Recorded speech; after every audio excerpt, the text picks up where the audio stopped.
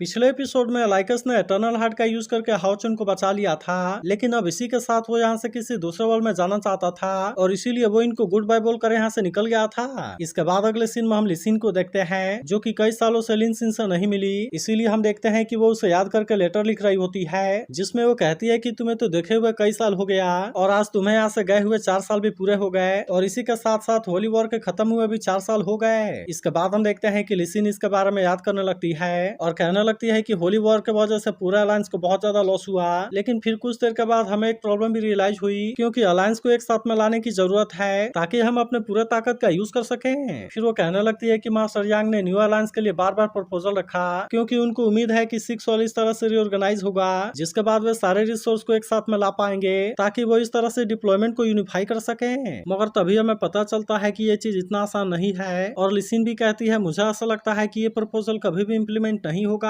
फिर वो कहने लगती है कि अगर न्यू अलायंस बना तो फिर ऐसा हो सकता है कि हमारा बर्निंग लीजियन और ज्यादा पावरफुल हो जाए। इसके बाद वो लिनसिन को याद करते हुए कहते हैं कि क्या तुम्हें पता है हमारा बर्निंग लीजियन जियालिंग पास का फर्स्ट लीजियन है और इसके अलावा मैं तो लेवल 8 में ब्रेक थ्रू करने में भी कामयाब हो गई हूँ। जिसके बाद वो कहने लगती है कि अब हमें केवल तुम्हारा इंतजार है और इसीलिए हम अभी भी तुम्हारे वापस आने का वेट कर रहे हैं। मगर तभी इसी बीच हम देखते हैं कि लिसिन किसी बात से परेशान होती है। फिर वो कहने लगती है कि अब तो कुछ दिनों में अलायंस का टेम्पल टूर्नामेंट भी होगा जो कि हर 10 साल में होता है, लेकिन हम देखते हैं कि लिसिन इसमें पार्टिसिपेट करने वाली नहीं होती और फिर इसे बताती है कि मैं ग्रैंडपा लिन के साथ में होली सिटी में जाने वाली हूँ। तभी वो कहने लगती है कि मुझे बहुत सारे अच्छे फ्रेंड से भी मिलने का मौका मिला, जिसमें से एक है होली अलायंस ऑक्शन हाउस की मिस वई यांग और फिर दूसरी है लिंगर। फिर वो कहने लगती है कि ये बहुत ही शॉकिंग है ना, लेकिन मैंने भी जब उनको पहली बार देखा था तो मैं भी हैरान हो गई। इसके बाद वो कहने लगती है मैंने सुना कि तुमने मेरे बारे में मेंशन किया, इसीलिए मैं भी हमेशा से ही देखना चाहती थी, लेकिन फिर भी मैं तुम्हें बताना चाहती हूँ कि तुम्हें इसके बारे में चिंता करने की कोई जरूरत नहीं है, क्योंकि अलायंस के अलावा ऑक्शन हाउस ने भी अपने लोगों को तुम्हारे बारे में पता लगाने के लिए भेजा है। इसके बाद वो कहने लगती है कि वे भी बिल्कुल मेरे जैसे हैं और हमें यकीन है कि तुम सभी वापस जरूर आओगे। फिर वो हाओचुन को याद करते हुए कहने लगती है क्योंकि तुम तो डॉन ऑफ लाइट हो जो कि बार बार मिरेकल्स को क्रिएट करता है।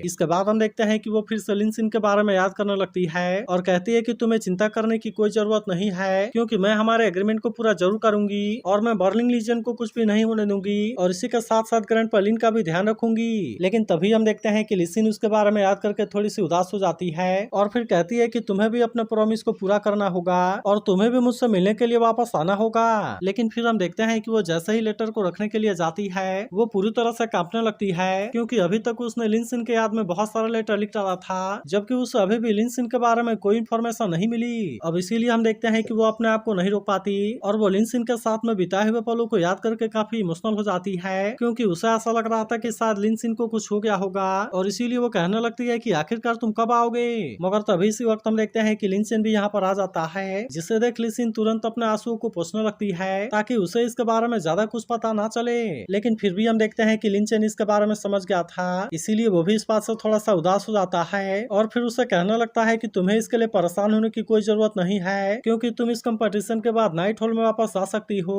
और मैंने लाओ हान से भी इसके बारे में बात कर लिया है। लेकिन इसके बाद भी हम देखते हैं कि लिसिन इसे अकेले छोड़कर नहीं जाना चाहती, इसीलिए वो इससे कहने लगती है कि ग्रैंडपा लिन आपको मुझे एडवाइस करने की कोई जरूरत नहीं है, क्योंकि मैं तो मैजिक पैलेस को छोड़कर कभी भी नहीं जाने वाली, क्योंकि असल में मेरे और उसके बीच ऐसा एग्रीमेंट हुआ था। लेकिन इसके बाद भी हम देखते हैं कि लिनचेन को इसके बारे में चिंता होती है, इसीलिए वो इसे समझाने लगता है और कहता है कि तुम्हें आखिरकार ये सब करने की क्या जरूरत है, और फिर उसे कहता है कि तुम्हें आखिरकार ये सब करने की क्या जरूरत है, क्योंकि अब तो उनके गायब हुए 4 साल हो गए, इसीलिए मुझे ऐसा लगता है कि अगर वे सच में जिंदा होते तो फिर वे अभी तक वापस जरूर आए होते। अब इसीलिए हम देखते हैं कि वो इसमें लिसिन की लाइफ बर्बाद नहीं होने देना चाहता और फिर उसे समझाने लगता है कि अगर तुम इसी तरह से उसका वेट करती रही तो फिर मुझे ऐसा लगता है कि तुम्हारी पूरी लाइफ इसमें गुजर जाएगी और अब इसीलिए मैं चाहता हूँ कि तुम उसके बारे में भूल जाओ। मगर इसके बाद भी हम देखते हैं कि लिसिन इसकी बात मानने वाली नहीं होती और फिर वो इसे कहने लगती है कहीं ऐसा तो नहीं कि आप मुझे पसंद नहीं करते। तब इसकी ऐसी बात सुनकर लिनचेन उससे कहता है ऐसा कैसे हो सकता है कि मैं तुम्हें पसंद नहीं करता, लेकिन असल में बात ऐसी है कि इस टेम्पल कंपटीशन का सिचुएशन बहुत ही कॉम्प्लिकेटेड है, जिसकी वजह से मुझे ऐसा लगता है कि इस बार इसमें बहुत सारे चेंजेस होंगे। फिर वो कहने लगता है हो सकता है कि इसके वजह से हमारे 6 साल की सिचुएशन भी बदल जाए, जिसके वजह से मुझे असल में तुम्हारे बारे में चिंता है, क्योंकि वैसे भी तुम तो एक नाइट हो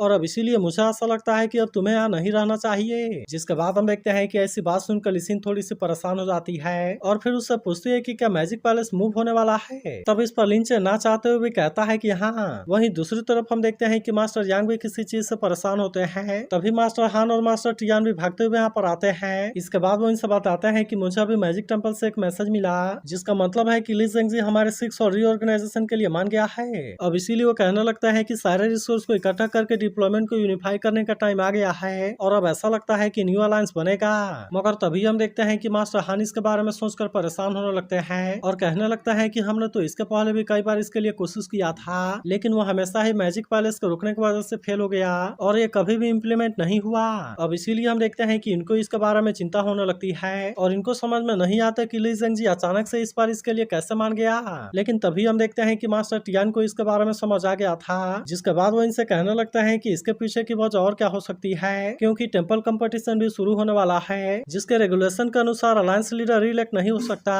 अब इसीलिए वो इनसे कहते हैं कि नया लीडर वही होगा जो इस टेंपल कंपटीशन में नंबर 1 पर आता है। वहीं हम देखते हैं कि मास्टर टियान इस बात से काफी गुस्सा होने लगते हैं और कहने लगते हैं कि वो हमें जानबूझकर उकसा रहा है। इसके बाद वो कहने लगता है कि वो जानबूझकर इस बार इसके लिए मान गया क्योंकि उसका मैजिक टेंपल इस बार इसमें नंबर 1 पर आना चाहता है, ताकि ली जेंगजी न्यू अलायंस का फर्स्ट लीडर बन सके, जिसके बाद से 6 हॉल का कंट्रोल उसके पास में आ जाएगा। तभी हम देखते हैं कि मास्टर यांग भी इसके बारे में सोचकर परेशान होने लगते हैं और कहने लगता है कि ली जेंगजी ने जानबूझकर हमेशा से अपना लो प्रोफाइल बनाए रखा, लेकिन इस बार वो अचानक से ऐसा करने के लिए रेडी हो गया। इसीलिए मुझे ऐसा लगता है कि अब उसकी स्पिरिचुअल पावर 5 लाख पॉइंट से ज्यादा हो गई है, या फिर ऐसा भी हो सकता है कि उसकी स्पिरिचुअल पावर इससे भी ज्यादा हो गई हो। जिसके बाद हम देखते हैं कि इसके बारे में सुनकर मास्टर हान इस बात से काफी परेशान हो जाते हैं और कहते हैं कि क्या इसका मतलब ये नहीं है कि वो 5th ग्रेड के लेवल 9 में पहुंच गया। तब इस पर मास्टर यांग कहने लगता है कि स्पिरिचुअल पावर 1 लाख पहुंच जाए तो फिर इसका मतलब है कि वो लेवल 9 में है, लेकिन लेवल 9 से ऊपर भी 10 लेवल है। इसीलिए जब हर बार स्पिरिचुअल पावर 1 लाख बढ़ती है तो फिर वो इस तरह से अगले लेवल में प्रमोट होता जाता है। अब इसीलिए मास्टर यांग कहते हैं मुझे ऐसा लगता है कि ली जेंगजी हमसे काफी आगे निकल गया और इसीलिए मुझे डर है कि वो पूरे लीग में नंबर 1 बन गया हो। फिर वो कहने लगते हैं कि तुम और मैं तो कई सालों से 5 लाख के स्पिरिचुअल पावर के बॉटल लिंक में फंसे हुए हैं और हम इसमें से ब्रेक थ्रू भी नहीं कर पाए। इसीलिए मुझे ऐसा लगता है कि जब तक हमारे पास में गॉड थ्रोन का ब्लेसिंग नहीं होगा तो फिर उसे हरा पाना बहुत ही मुश्किल है। लेकिन इसके बाद भी हम देखते हैं कि मास्टर टियान इतना आसानी से हार मानने वाले नहीं होते और फिर कहने लगते हैं कि अगर ऐसा भी है तो क्या हुआ, लेकिन वो मुझे इतना आसानी से नहीं हरा सकता। लेकिन तभी मास्टर हान उनसे पूछता है कि क्या सच में तुम इस कंपटीशन में पार्टिसिपेट करने के लिए नहीं जा रहे हो। तब इस पर मास्टर टियान कहते हैं कि डीमन क्लाइन से बचकर भागने के बाद पुराने जख्म भी हिल नहीं हुए हैं, इसीलिए ऐसा लगता है कि यूलोंग पास में रहना ही बेस्ट है। लेकिन इसके बाद भी मैं ली जेंगजी को इतना आसानी से कुछ नहीं करने दूंगा, चाहे मुझे इसके लिए कुछ भी करना पड़े। लेकिन तभी मास्टर यांग कहते हैं ये केवल ली जेंगजी नहीं है जो डरा हुआ है, बल्कि मैजिक पैलेस का एक बैकअप फोर्स भी है, क्योंकि 4 साल पहले हुए होली वॉर में हमारे पूरे अलायंस का बहुत ज्यादा लॉस हुआ, जिसमें हीलिंग हॉल, वॉरियर हॉल और सोल पैलेस बहुत बुरे तरीके से डैमेज हो गए। इसी के साथ इसके वजह से इन हॉल के बहुत सारे लोग भी मारे गए, जबकि हमारे नाइट हॉल में जितने टैलेंटेड लोग थे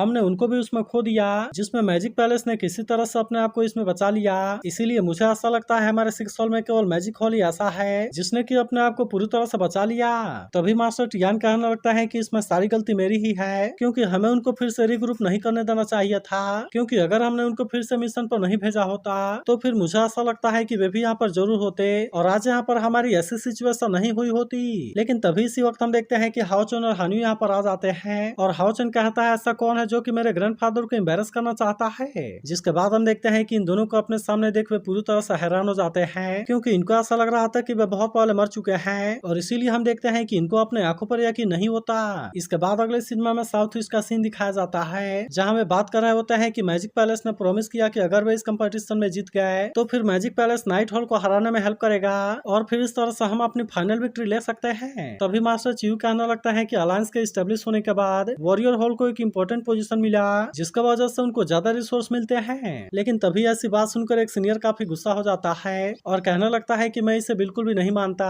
क्योंकि हम 6 हॉल तो एक फैमिली के जैसे हैं और इसीलिए आखिरकार तुम एक दूसरे के साथ में फाइट क्यों करना चाहते हो। जिसके बाद हम देखते हैं कि बाकी लोग भी इस बात के लिए सपोर्ट करने लगते हैं और कहने लगते हैं कि हमें एक साथ में मिलकर रहना चाहिए और हमें डीमन को रोकना चाहिए। लेकिन तभी मास्टर चियू कहने लगता है कि अगर मैजिक पैलेस हमें इनवाइट कर सकता है तो फिर हम भी दूसरे टेंपल को इनवाइट कर सकते हैं, लेकिन अगर कहीं हमने इसे मना किया तो फिर ऐसा हो सकता है कि बाकी टेंपल इसे एक्सेप्ट कर लें, जबकि हमारे वॉरियर हॉल के पास में तो रिसोर्स की सबसे ज्यादा कमी है और इसीलिए मेरे पास में ऐसा कोई रीजन नहीं है कि मैं इस प्रपोजल को एक्सेप्ट ना करूं। जिसके बाद हम देखते हैं कि बाकी लोग भी अभी इसके बारे में कुछ नहीं कहते और वे पूरी तरह से शांत हो जाते हैं। मगर तभी इसी वक्त हम देखते हैं कि वेंगवान यहाँ पर आ जाती है और फिर कहती है कि मेरे पास में एक ओपिनियन है, तो अब इसका अगला पार्ट भी जल्द जल्दी ही अपलोड हो जाएगा। इसीलिए अगर आप इसके लिए एक्साइटेड हो तो इस वीडियो को लाइक और इस पर एक कमेंट जरूर कर देना।